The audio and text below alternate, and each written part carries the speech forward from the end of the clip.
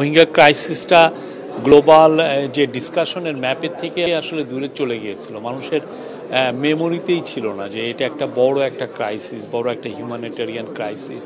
এবং এখানে যে বাংলাদেশকে যে 10 লক্ষের উপর রোহিঙ্গাকে যে বাংলাদেশের লুক আফটার করতে হচ্ছে, এই পুরো জিনিসটা গ্লোবাল যে কোনো ডিসকাশনে ছিল না।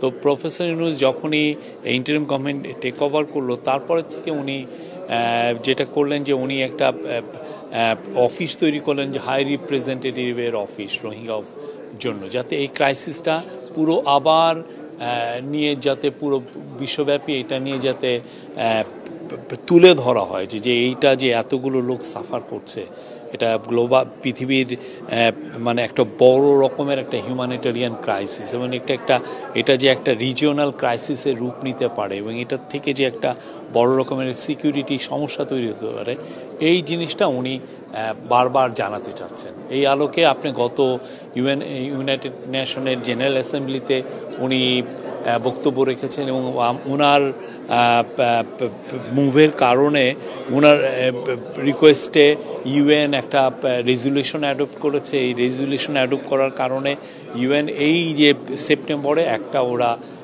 রোহিঙ্গাদের উপরে আলাদা একটা ডিসকাশন করবে, এটা একটা কনফারেন্স হবে রোহিঙ্গাদের উপরে, এবং ওয়ার্ল্ডের আমরা আশা করছি 170টার মতো দেশ এইখানে পার্টিসিপেট করবে। আজকেও এইটারই ধারাবাহিকতায় আজকে এখানে একটা বড় সম্মেলন হলো। এটা একটা ক্লোজ ডোর সম্মেলন। সেখানে প্রফেসর ইউনূস আবার তুলে ধরেছেন যে কি ধরনের এই রোহিঙ্গা ক্রাইসিসটা এখন কোন পর্যায়ে আছে, আমাদের কি করণীয়, এবং এই পুরোটা এই আটনা সামিটের one of the major join করার একটা one of the major reason ছিল যে এই ক্রাইসিসটাকে তুলে ধরা।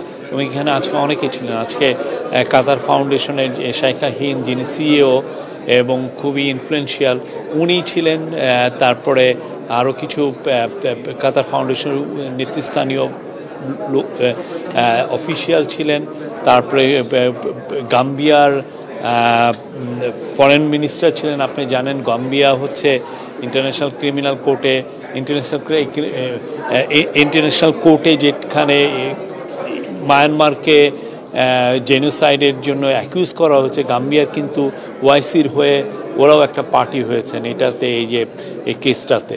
তো গাম্বিয়ার এখানে একটা রোল আছে। গাম্বিয়াও তুলে ধরেছেন যে না, এই ক্রাইসিসটা আসলে সবাইকে নিয়ে বলতে হবে, এটা নিয়ে বারবার বলতে হবে, এবং এই লোকদলকে ভুলে যাওয়া চলবে না।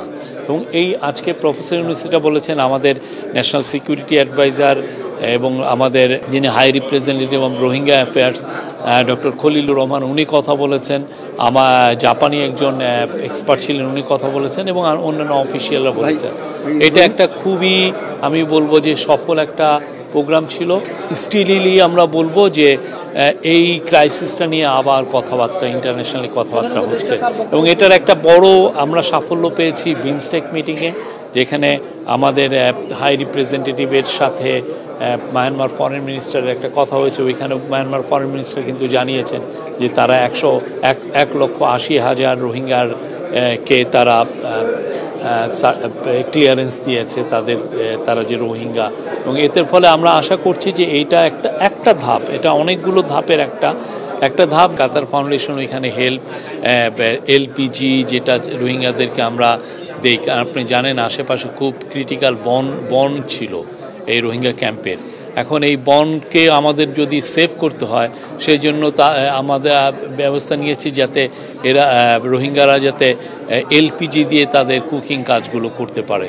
তো এলপিজি যারা দিচ্ছেন পুরো বিশ্বে অনেকে ফান্ডিংটা করছেন, তার মধ্যে কাতার ফাউন্ডেশন একটা মেজর ফান্ড, কাতার চ্যারিটি, কাতার ফাউন্ডেশন এখানে মেজর, ওরা হেলথে অনেক ইনভেস্ট করছেন।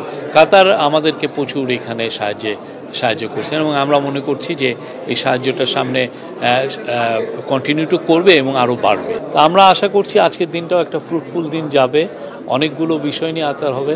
আশা করছি যে বাংলাদেশের স্বার্থ সংশ্লিষ্ট সমস্ত জিনিসই আমরা এই মিটিংগুলোয় তুলে ধরা হবে।